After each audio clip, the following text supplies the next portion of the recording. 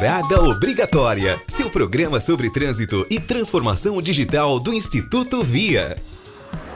Oferecimento Vsoft, tecnologia por um trânsito melhor. Esse é o Parada Obrigatória, seu programa sobre trânsito e transformação digital. Eu sou Ricardo Oliveira. Eu sou João Eduardo. E é um prazer receber você no primeiro programa do Parada Obrigatória. Eu vou estar sempre com você por aqui apresentando o programa, sempre junto com o parceiro João, que é presidente do Instituto Via e especialista em trânsito. O nosso objetivo aqui no Parada Obrigatória é discutir mudanças e conhecer pontos e contrapontos sobre o trânsito no Brasil. Então, nada mais justo que em nosso primeiro programa a gente debater sobre um tema que impacta a todos, seja você motorista, motociclista ou passageiro. Em junho desse ano, o presidente Jair Bolsonaro entregou à Câmara dos Deputados um projeto de lei com alterações para o Código de Trânsito Brasileiro. O PL número 3.267 apresenta propostas que afetam a rotina de condutores e processos de pontuação e renovação da carteira de motorista. O projeto está em análise na Câmara e depois segue para o Senado. E para debater sobre as mudanças propostas para o Código de Trânsito Brasileiro, a gente convidou o Francisco Garonce, que é doutor em e-learning pelo Inter-America Defense College e piloto da Reserva da Força Aérea Brasileira. Ele é responsável pelas relações institucionais no Observatório Nacional de Segurança Viária e atuou como coordenador geral de educação para o trânsito no Denatran. Seja bem-vindo, Garonce. Muito obrigado, Ricardo, João. Saber que estarei junto aí com o Magnelson para a gente discutir um tema tão importante e que, no final das contas, efetivamente tem condições de salvar vidas aí na nossa sociedade, viu? E também contamos com a presença de Magnelson Souza, integrante titular da Câmara Temática de Formação e Educação no Trânsito do CONTRAN. Ele é presidente do Sindalto São Paulo, o sindicato das automotoescolas e centros de formação de condutores. Seja bem-vindo, Magnelson. Obrigado, Ricardo. Obrigado, João. É um prazer estar conversando com vocês, especialmente com alguém da capacidade e da competência do Garonce. Então, para nós vai ser um momento muito importante para debatermos temas relevantes ao trânsito brasileiro e de que maneira nós podemos colaborar com isso. Então é isso, o Parada Obrigatória começa agora. Parada Obrigatória. Bom, Ricardo, para a gente dar início aqui ao nosso bate-papo, eu queria primeiramente indagar ao Garonce. Garonce, em uma visão geral, sobre o que trata o projeto de lei? O projeto de lei, João, ele na realidade retrata a necessidade que a sociedade tem de atualizar o nosso Código de Trânsito, que é de 97, e que desde então a sociedade vem sofrendo algumas mudanças e acabou sendo aí concretizada nesse PL. E como muita gente já fala disso na área do trânsito, independentemente de nós concordarmos ou não com tudo que está ali, só o fato de termos o presidente da República com o ministro da Infraestrutura, os dois, indo levar em mãos ao presidente da Câmara este projeto de lei, demonstra a importância que este governo dá à questão do trânsito. E aí, claro, que há certos posicionamentos ali, por exemplo, o Observatório Nacional de Segurança Viária não pode defender. Nós temos que colocá-lo em discussão. Mas, sem dúvida, a sociedade inteira é muito grata por esta atitude do governo de colocar o assunto em discussão, até porque faz um bom tempo que a gente não vê o assunto trânsito sendo foco da atenção e das discussões de todo mundo na sociedade. Um dos pontos apresentados no PL é o aumento da pontuação limite para a suspensão da carteira de motorista. Hoje, o Código de Trânsito Brasileiro suspende o direito de dirigir quando o condutor atinge 20 pontos em um ano. O PL propõe o aumento para 40 pontos. Magnelson, como é que essa medida pode afetar os hábitos dos condutores do trânsito no Brasil? Olha, eu concordo plenamente com a manifestação do Garonce. Eu acho que é importante nós fazermos uma atualização do Código de Trânsito Brasileiro. Aliás, o nosso código é um código moderno, é um código que é uma referência na América do Sul, mas que já tem 20 anos, né? Então, se faz necessária uma atualização das normas, procedimentos e principalmente da tecnologia que hoje se faz presente no nosso dia a dia. Em relação ao aumento da pontuação, é um ponto extremamente crítico para se debater, né? A proposta do presidente era de aumentar apenas então somente de 20 para 40 pontos. O relator agora, ele fez uma nova proposta, né? Mudando esta proposta do presidente Jair Bolsonaro. Ele coloca agora que se o condutor cometer até 30 pontos e tiver uma infração gravíssima, ele tem que fazer o curso. Se ele não tiver nenhuma infração gravíssima, ele pode ir até 40 pontos. Se ele tiver 2 infrações gravíssimas, são 20 pontos. É uma mudança de comportamento no que diz respeito a essa questão da infração, mas que para nós nos causa uma grande preocupação. De que maneira isso pode ir para a sociedade? É um abrandamento daquele que comete infrações, é um estímulo a cometer mais infrações. Então, é uma preocupação muito grande em relação a você rever ou mudar esse conceito, que para nós, os 20 pontos, eram o mais adequado e o mais eficiente. O projeto de lei também trata sobre a não realização do exame toxicológico. Mas me parece que o relator, sabiamente, retirou esse ponto, mas estabeleceu um novo prazo, não mais aquela mesma periodicidade. Então eu queria perguntar a Garonce quais as consequências destas normas, caso a gente possa retirar o toxicológico no aspecto de segurança viária e da educação para o trânsito. Olha, João, essa daí é uma atitude, né, que é lá de 2015, que foi inserida com a Lei 13.103, chamada Lei dos Caminhoneiros, quando decidiram estender as jornadas de trabalho, além do que a legislação previa à época, decidiram que só fariam isso com a inserção desse exame toxicológico de larga janela de detecção, justamente porque ele seria uma barreira para impedir que houvesse essa tendência de condutores, por quererem trabalhar acima do que a capacidade humana permite, acabassem fazendo uso de drogas, porque isso daí acaba sendo um caminho sem volta. Inicialmente, né, o PL propunha a extinção, a simples extinção do exame toxicológico, sem qualquer outra medida que viesse substituí-lo. E, assim, mais grave do que isso, nós percebermos a justificativa, porque ela foi muito, eu diria, simplória, né? Ela não fundamenta a razão pela qual extinguiríamos uma ação que envolveu diversos segmentos, houve a preparação, inclusive, do campo tecnológico no país, né, a estruturação de laboratórios para que pudessem atender uma demanda que foi crescente de 2015 até agora. E, como medida de prevenção de acidentalidade, é claro que não podemos atribuir exclusivamente à existência do exame toxicológico uma redução que houve de acidentes nas rodovias, principalmente as federais, né, os dados são trabalhados pela PRF, envolvendo as categorias C, D e E. Então, mas houve redução de 2015 para cá, ainda que nem todo o universo de condutores, né, C, D e E, caminhões, ônibus e carretas, tenha sido testado ainda. Mas já houve reduções. E na hora da justificativa do PL, você vê que era apenas porque havia possibilidade de resultados não precisos, valores elevados, mas nada consistente, nenhum estudo que amparasse isso. A explicação do governo é de que caberia ao Congresso Nacional criticar, estudar e analisar junto à sociedade. E isso foi feito, né? As entidades, as mais diversas entidades, apresentaram os seus pareceres, seus entendimentos, e o que nós percebemos é que no relatório, né, publicado semana passada, na quinta-feira à noite, o deputado Juscelino, que é do DEM do Maranhão, ele colocou lá alguns ajustes que também eram demandas, como, por exemplo, o exame ficar apenas para quem faz o exercício da atividade remunerada, que ele seja feito somente quando há renovação do exame de aptidão física e mental, que a gente chama de renovação da CNH, mas na verdade a gente renova o exame de aptidão física e mental.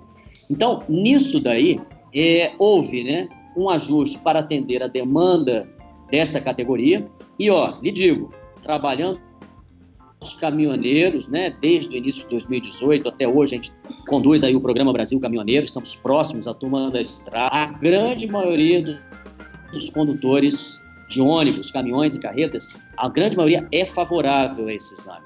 Quem é contra ele, infelizmente, é porque já se deixou levar por esse mal que é o uso de drogas. É verdade, Garonce. Eu queria colocar só mais uma pimentazinha aí nessa discussão. Se nós tivemos em 2015 uma redução dos níveis de estatística com relação ao toxicológico, cabe ao governo o ônus da prova, né? Na sua justificativa ele dizer que isso não está atrelado.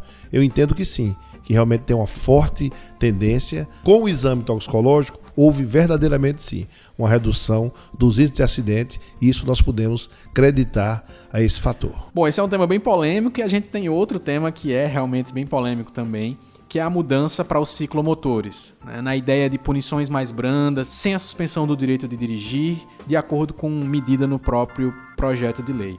Magnelson, eu queria saber de você o que é que você acha dessa sugestão e quais impactos podem ser vistos para o ensino e conscientização em autoescolas, que são quem hoje auxilia, né, nesse processo sobre o uso de equipamentos de segurança pelos ciclomotores. Essa questão de equipamentos para condutores de veículos de duas rodas é extremamente importante. Nós já discutimos muito isso internamente no Denatran, no CONTRAN, para que, independente de que não tenha uma previsão legal no Código de Trânsito Brasileiro para esse condutor, mas que no processo de habilitação ele tivesse sim a obrigatoriedade de uso de equipamentos de segurança, como joelheira, cotoveleira, um calçado adequado, uma blusa adequada, para que possa ter as aulas e o exame com este vestuário.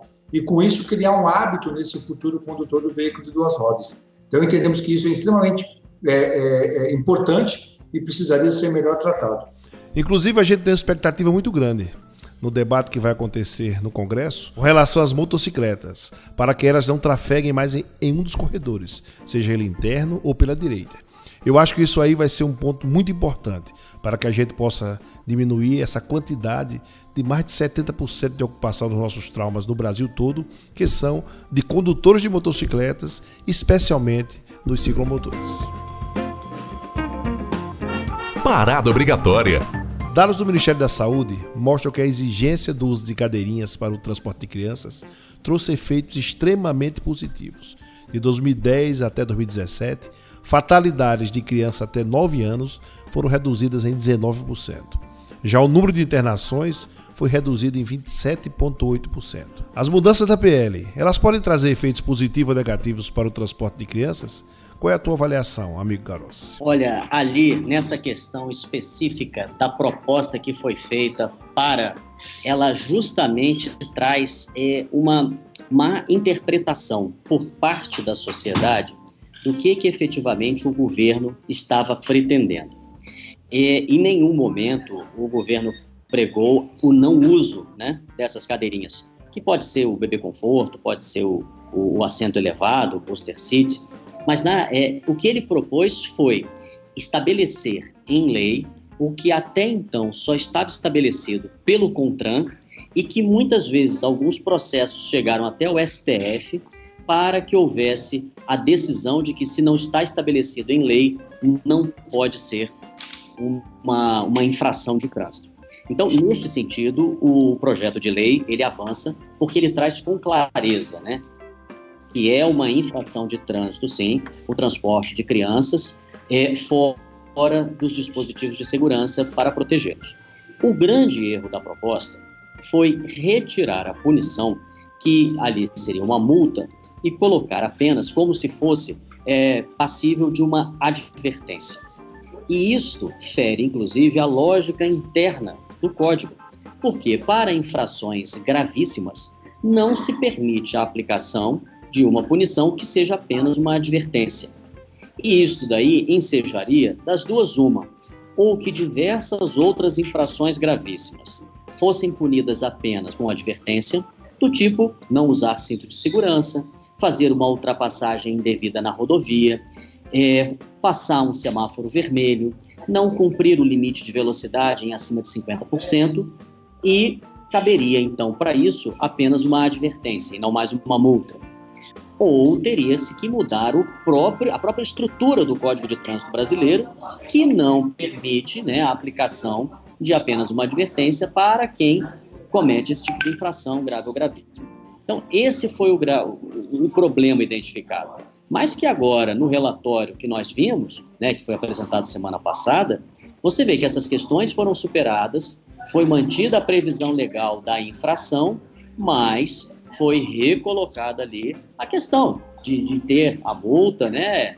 A questão financeira, a pessoa tem que ter o impacto daquilo para fazer pensar. A educação é extremamente importante para a segurança do nosso trânsito, mas as medidas punitivas, elas têm que existir para quem deliberadamente decide não cumprir o que é previsto. Então, voltando um pouquinho para falar sobre o aspecto das autoescolas, a gente tem um outro projeto de lei aí que está tramitando, que seria o fim da obrigatoriedade da formação de condutores em autoescolas, que também pode afetar diretamente a educação no trânsito brasileiro. Então, Garonci, qual a razão para essa proposta e o que é que você pensa sobre ela? E na sequência, Magnelson pode falar também se essa medida de fato é válida para o contexto brasileiro. Na realidade, né, a justificativa dada para reduzir o número de horas para a formação do condutor do ciclomotor seria uma simplificação do processo e permitir que um maior número de pessoas entre na legalidade. Agora, quando nós paramos para analisar o ciclomotor, que nada mais é do que uma motocicleta sem potência, porque no máximo 50 cilindradas, e com 50 cilindradas ele não poderia ultrapassar 50 km por hora, o que na prática nós sabemos que isso não reflete a realidade. O condutor, ele só não tem potência disponível, mas ele está sobre duas rodas e ele trafega com algumas exclusões de rodovias, áreas em que é proibido, mas que no final das contas acabam sendo utilizadas também pelo condutor do ciclomotor, ou da cinquentinha, como se fala. O que eu vejo como sendo assim gravíssimo, é propor a extinção da formação do indivíduo para usar esse tipo de modal de transporte. Porque hoje esses ciclomotores são pequenas motos, né? Eles andam no trânsito. Para quem não é da área, confunde o que é um ciclomotor com uma motocicleta de baixa cilindrada, e os riscos aos quais o condutor está sujeito no trânsito, eles são os mesmos que o motociclista. Então não cabe tirar a formação. Eu ainda diria mais, ela tem que ser uma formação específica para alguém que está conduzindo um veículo que não tem potência disponível. E não tendo potência disponível, ele precisa que o indivíduo esteja preparado para as situações emergenciais muito antes que elas aconteçam. Nesse contexto, eu acho que há dois profundos equívocos por parte do governo e por parte do relator também, o deputado Juscelino. Veja só, primeiro ele volta a competência em emplacar e em atualizar, em licenciar os ciclomotores para os municípios.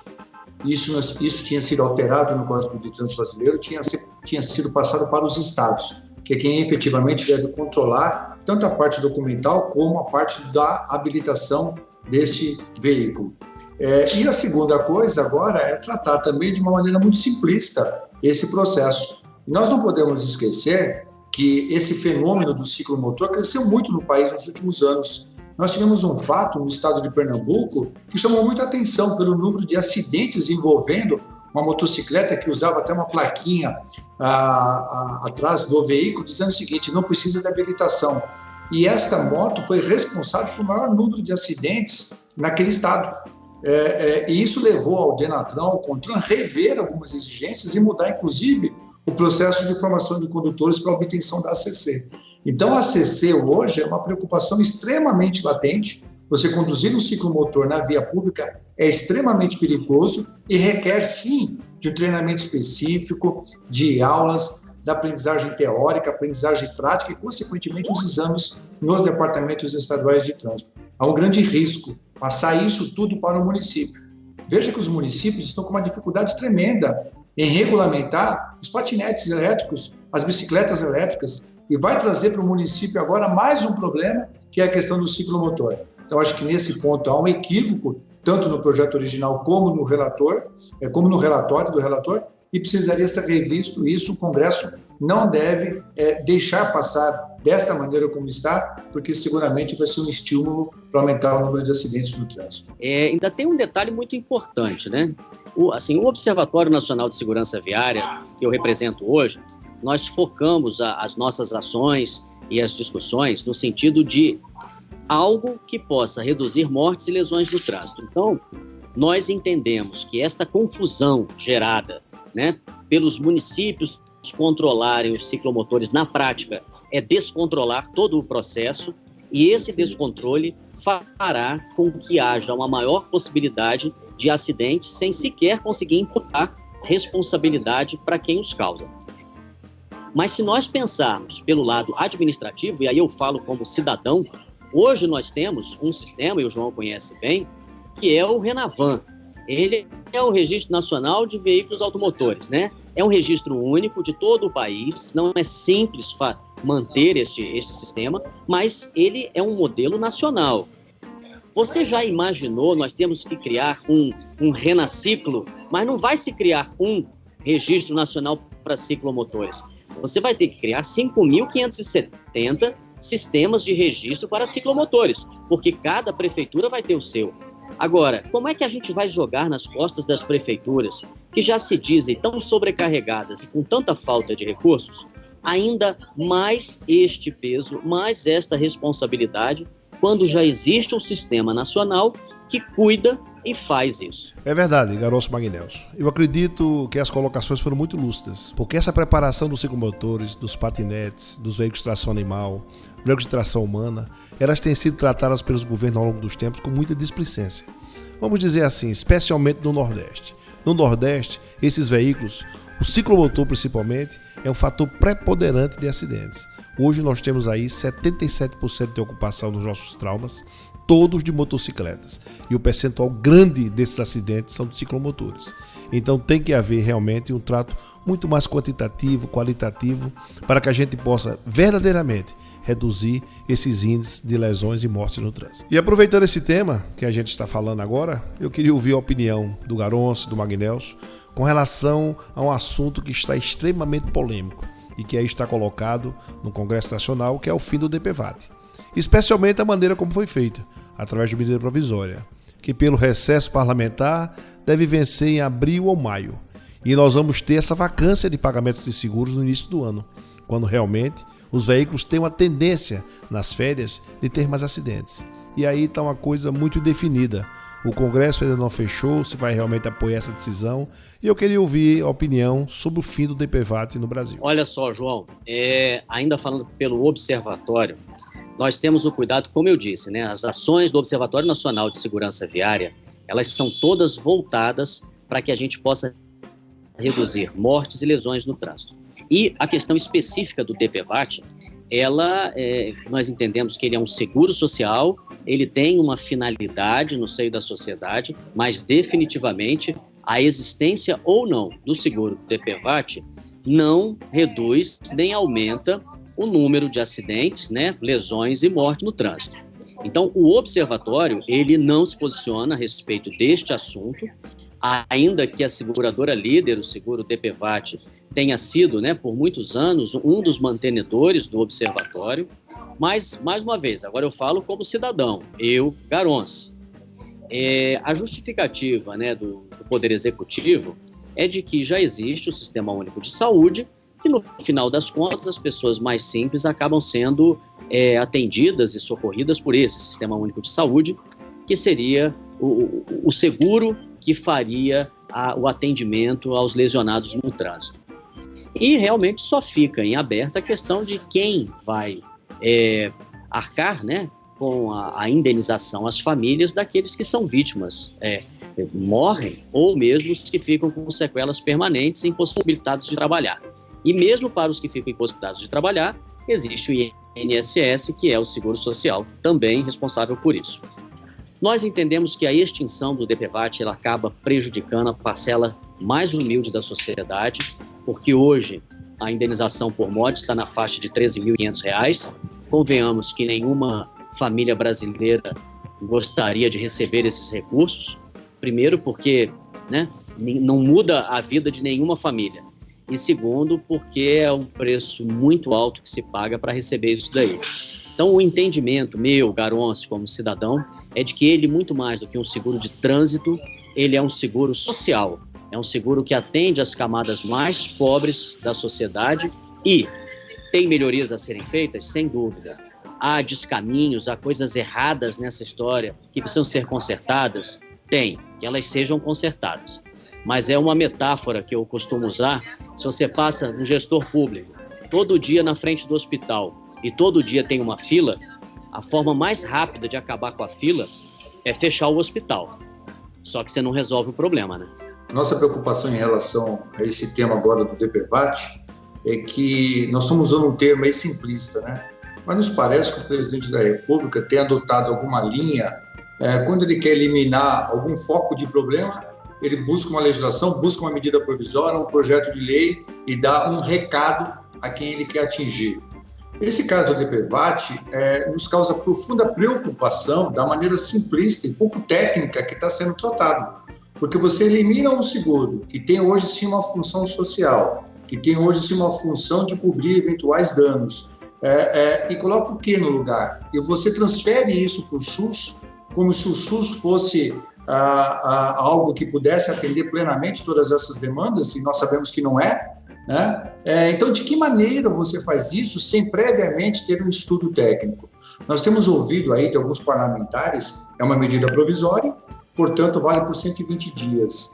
Nós temos ouvido de alguns parlamentares que isso não deve passar, inclusive pelo próprio relator agora, desse projeto de lei do presidente Jair Bolsonaro, o deputado Juscelino, disse que o Congresso seguramente não vai aprovar essa medida provisória e deve derrubar e deve vetar essa medida provisória da eliminação do DPVAT. Então, a única coisa que nos preocupa é a maneira, muitas vezes simplistas, como está sendo tratado alguns temas extremamente importantes para a sociedade. Eu vou eliminar sem colocar aquilo que vai entrar no lugar, que vai substituir e que vai sanar tudo aquilo que está sendo feito hoje pelo DPVAT. Então é uma preocupação realmente, algumas posturas que o presidente vem tomando. Magnelson, e tocando nesse tema, como é que a FENEALTO, as autoescolas do nosso país, elas receberam a proposta do relator, que já coloca em seu relatório a eliminação das aulas noturnas, e acaba também com aquele intervalo de 15 dias para o famoso reteste, para que possa ser feito um novo exame em caso de reprovação. É um intervalo que você não teria novas aulas, mas que teria que aguardar os 15 dias. Como é que Magnelson, FENEALTO, recebeu essas duas propostas? João, essa primeira da eliminação dos 15 dias, para nós, é uma questão operacional que não implica, não interfere, é uma questão meramente administrativa, não há nenhum impacto isso. O objetivo talvez seja auxiliar o cidadão para marcar isso com mais rapidez. Precisa ver se os DETRANS, os departamentos estaduais de trânsito, estarão preparados para atender essa dinâmica, essa nova dinâmica. De nossa parte, não há nenhum impacto junto ao setor. Em relação à aprendizagem noturna, eu também acho que foi um equívoco, e pode ser que a minha categoria possa não gostar daquilo que eu vou falar agora, né? Mas eu acho que é um profundo equívoco você eliminar a obrigatoriedade da aprendizagem noturna. O que, na verdade, nós somos contrário foi em relação à quantidade de aulas, que no início era obrigatório 4 aulas noturnas. Na verdade, nós entendíamos desde o início da edição desta lei, foi uma lei promulgada pelo Congresso Nacional, apresentada pelo deputado federal de São Paulo, Celso Russomano, que apontou, através de um instituto, do IDEC, Instituto de Defesa do Consumidor, uma deficiência na formação do condutor no período noturno. Nós levamos essa discussão para o CONTRAN, João. Muitas vezes a PRF, a Polícia Rodoviária Federal, se postava dizendo o seguinte: o maior número de acidentes nas rodovias federais brasileiras ocorrem no momento de lusco-fusco, término do dia e início da noite. Desta maneira, nós temos que aprimorar o processo de formação neste período, onde há o término do dia e o início da noite. Então, nós sempre entendemos que é importante, sim, a aprendizagem noturna, não na quantidade que estava sendo apresentada, que estava sendo exigida de 4 aulas. Que aí você entrava numa questão, cada estado reclamava de uma maneira. Olha, eu tenho um problema de insegurança pública, olha, como é que eu vou ministrar a aula, tem casos de roubo, tem casos de estupro, teve de todo o problema. Mas nós sempre entendemos que é importante, sim, você ter a obrigatoriedade de pelo menos uma aula no período noturno. Acho que isso vem no sentido de aprimorar, enriquecer o conteúdo, a carga horária e vai qualificar melhor esse futuro condutor. Como ele se portar numa situação de noite, como usar os instrumentos do veículo, ver a questão do lusco-fusco, ver como é que é essa mudança do dia para a noite, isso é extremamente importante. Então, você eliminar esta obrigatoriedade, nós entendemos, eu entendo particularmente que é um equívoco. Deveria ser mantida assim e apenas com uma aula obrigatória. E, Magnelson, olha só, complementando aí o seu posicionamento, né? Quando faz-se essa retirada, como você bem colocou, você acaba tirando a oportunidade de preparar e formar bem o condutor, que é um dos 3 meios de nós mudarmos a realidade do nosso trânsito, que é o primeiro passo, inserir efetivamente a educação para o trânsito no ensino pré-escolar, ensino fundamental, médio, Isso daí para que a educação para o trânsito faça parte da formação do indivíduo, do cidadão. Você tem as campanhas regulares para que se possa relembrar aquilo que se aprendeu. E a formação do condutor é o terceiro pilar dessa história, porque é durante esse momento que alguém que foi preparado para conviver com o trânsito, ele aprende técnicas e desenvolve a capacidade psicomotora de conduzir. E o conduzir à noite, ele demanda, sim, um treinamento especial, ele demanda, sim, ser apontado a situações que esclareçam a ele como reagir dentro daquele ambiente noturno. E quando nós temos, como falou, que talvez alguns do segmento não gostem do posicionamento dele, que é um posicionamento sério de quem faz educação para o trânsito nos centros de formação de condutores, é que a sociedade precisa mudar a percepção que tem das autoescolas, que é assim como a população conhece os centros de formação de condutores. E muito mais do que formar bem, a sociedade precisa entender que aquele é o lugar que vai ensinar o jovem a se portar no trânsito como um condutor. Hoje, infelizmente, grande parte da sociedade vê na autoescola não um centro de educação, mas vê o lugar que ele é obrigado a mandar o seu filho para ele conseguir tirar a carteira. E aí a gente tem o exemplo da Espanha, a Confederação Nacional das Autoescolas da Espanha, em que lá, apesar de não haver obrigatoriedade de realizar nem o curso teórico nem o prático, mas 85% de quem passa na prova teórica da avaliação espanhola fez autoescola. E 93% dos que passam nos testes práticos fizeram autoescola. Ou seja, a grande parte da sociedade, mesmo sem uma lei que os obrigue a fazer autoescola, eles fazem, porque eles enxergam na autoescola o centro de formação que vai preparar o indivíduo. Primeiro para passar no exame e depois para conduzir no trânsito. É a mudança de percepção da sociedade em relação às autoescolas. Eu gosto muito de dizer que o nosso CTB, ele parece muito com a nossa Constituição. Ele é extremamente remendado. São diversas resoluções que desdizem resoluções, que são revogadas, que são reeditadas. Então, surgiu agora uma novidade, né? O nosso relator, ele fez a projeção para que toda resolução passe antes por uma audiência pública.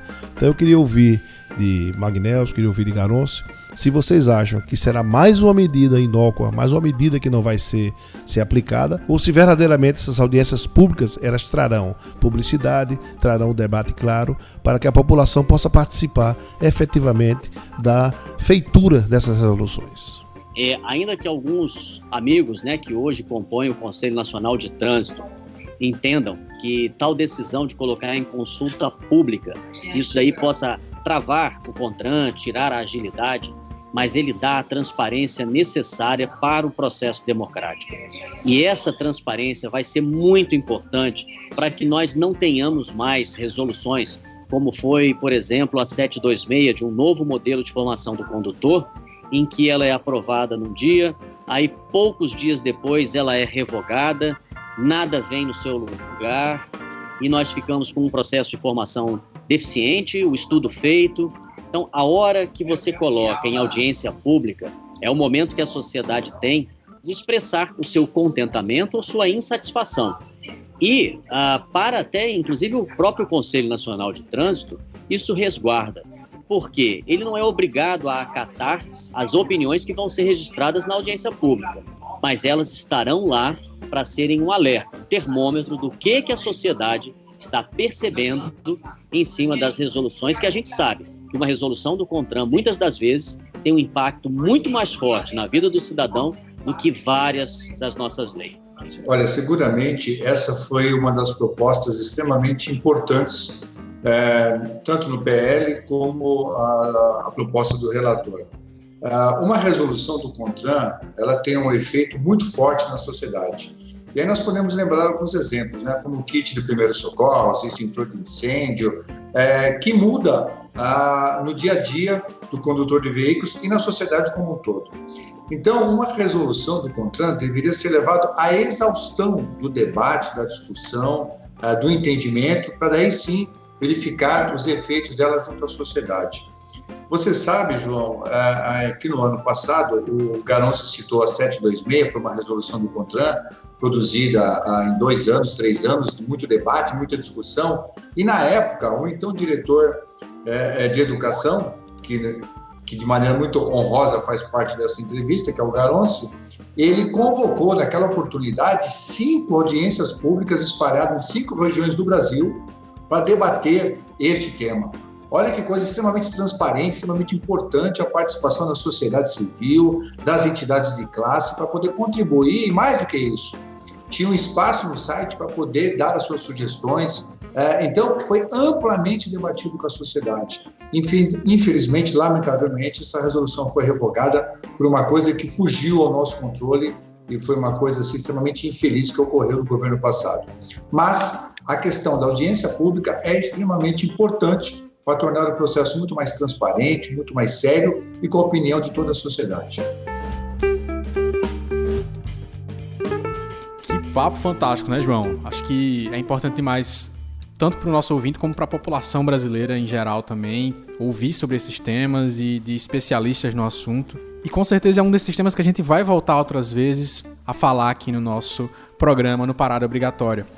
E a gente já estende aqui o convite para em outros episódios, outros programas, a gente receber novamente tanto o Magnelson como o Garonce para tratar sobre esses assuntos tão importantes para o nosso ouvinte. Com certeza, Ricardo. Especialmente agora, né, que o nosso Magnelson assume, a partir de janeiro, a presidência da FENEALTO, que é a Federação Nacional das Autoescolas. Ele que já foi dessa função, representou muito bem, com muito afinco, com muita força, como ele sempre faz do Sindicato de São Paulo. Nós somos muito felizes em escolher o Garonce, que é um grande técnico que foi coordenador de educação do Denatran, e o Magnelson, para fazer esse debate e começar a debater aqui o PL em nosso programa, porque eu acho que esse tema foi o tema mais palpitante do Brasil esse ano. Fantástico, João. Magnelson, muito obrigado pela sua participação, viu? Olha, sem dúvida nenhuma, João, Eduardo, Ricardo Oliveira, queria agradecer muito pela oportunidade, desejar sucesso para vocês nessa nova proposta de vocês e dizer que eu concordo plenamente com o nosso amigo e colaborador, o Garonce, quando fala do papel das autoescolas, né? Acho que o grande desafio nosso é mudarmos essa percepção na sociedade brasileira de que a autoescola não é um local apenas e tão somente para você preparar o seu filho, preparar o seu amigo para passar no exame. Não, a autoescola deve ser tratada como uma entidade de ensino, com um centro de formação de condutores. É ali que nós temos que exercitar com esse futuro condutor de veículo a percepção de risco, aquilo que nós falamos da aprendizagem noturna, de como ele se portar no trânsito de maneira harmoniosa. Então, a autoescola tem que exercer o seu papel. Então, para nós, enquanto federação, estamos assumindo novamente esse desafio de conduzir a Federação Nacional das Autoescolas, sempre com o propósito de ser um parceiro do governo, ser um aliado do governo, para que juntos possamos melhorar essa percepção da sociedade brasileira em relação à autoescola e, principalmente, mudar o foco, né? Nós temos que entender que a autoescola tem um papel, sim, no sentido de formar bons condutores, de preparar esse condutor para ele ter uma vida nas rodovias brasileiras, na via pública, e poder conduzir isso com muita sensatez, com muito equilíbrio, né? E, acima de tudo, respeitando não só a sua vida, como a vida dos demais integrantes do trânsito, né? Então, acho que é muito importante a participação das autoescolas. Nós, enquanto federação, vamos tentar caminhar esse diálogo com o governo para sempre avaliar, sempre progredir e sempre continuarmos essa modernização. Eu sempre tenho dito para o João que, para mim, a Paraíba sempre foi um celeiro dos avanços tecnológicos. É preciso trazer esse avanço tecnológico também para as autoescolas. Os veículos de autoescolas, temos que discutir melhor isso, a questão do veículo autônomo, a questão das novas tecnologias embarcadas no veículo, sensor de estacionamento, sensor de seta, sensor de cinto de segurança, até que ponto as autoescolas podem utilizar isso ou não, e de que maneira nós podemos estar inseridos nesse novo contexto das fábricas brasileiras. Então, acho que é extremamente importante salutar esse debate, e nós, enquanto Federação Nacional, enquanto os sindicatos estaduais, estaremos sempre à disposição para colaborar e contribuir nesse debate. Garonce, também muito obrigado pela sua participação no Parada Obrigatória. Eu que agradeço aí, João, Ricardo, Magnelson. Poxa, é sempre uma honra estar discutindo com ele, que é um profundo conhecedor do processo de formação do condutor. E eu desejo muito sucesso para essa iniciativa de vocês. Quanto mais espaços nós tivermos, né, para que a sociedade entenda como funciona a educação para o trânsito, saber que a formação do condutor, os processos de fiscalização, as melhorias de engenharia das vias e dos veículos, tudo isso é um processo que tem que estar muito bem encadeado para que nós tenhamos aquilo que a gente mais deseja para o nosso trânsito, que é um trânsito seguro e que efetivamente salve vidas no trânsito brasileiro. A gente precisa muito disso. Parabéns pela iniciativa e sucesso, meus amigos. Parada obrigatória. Esse foi o nosso tema de hoje, gente, mas antes da gente encerrar, João, explica um pouquinho para o nosso ouvinte que ainda não conhece e não sabe o que é o Instituto VIA. Pois é, Ricardo. O Instituto VIA ele é uma entidade criada para ampliar o diálogo sobre segurança, saúde e educação no trânsito, utilizando sempre como viés mais forte a tecnologia da informação, que será o fio condutor para ações que preservem a vida. Nós somos os entusiastas do uso da inteligência de dados em todos os processos de trânsito, seja através de veículos automatizados, do controle das vias, do controle e auditagem de processos de formação de condutores, da certificação efetiva de conformidade dos candidatos para que eles verdadeiramente estejam em sala de aula. Para nós é possível, sim, promover uma verdadeira transformação digital, contribuindo decisivamente para um trânsito mais humano e mais seguro. Então esses são os grandes objetivos do Instituto VIA e ele está chegando para fazer a diferença no trânsito do nosso país. E dá para acompanhar também nas redes sociais, né, João? Qual é o Instagram aí do Instituto VIA? Ah, sim, é o @Instituto VIA. Você coloca lá, segue a gente e você terá muitas novidades sobre trânsito e tecnologia. E para arrematar, eu quero deixar uma frase que eu tenho dito sempre nas minhas palestras pelo Brasil, que diz assim: a formação de condutores ela deve ser compreendida pelos CFCs e pelos instrutores como a arte de formar guardiões da vida do trânsito. Hoje nós passamos a maior parte do nosso tempo em movimento, seja como condutor, seja como pedestre, como cidadão. Então, aqueles que têm na sua mão um veículo, que têm na sua mão a CNH, que é um verdadeiro porte de arma, eles precisam estar todo o tempo guardando a vida no seu direito de ir e vir. Então eu quero agradecer a você pelo seu tempo dedicado ouvindo o nosso primeiro programa e convidar você a compartilhar com seus amigos na sua rede social preferida. Dizer que você pode ouvir o Parada Obrigatória nas principais plataformas para você ouvir podcast. E é isso. A gente se encontra no próximo episódio. Até a próxima. Até a próxima. Parada Obrigatória, seu programa sobre trânsito e transformação digital do Instituto VIA.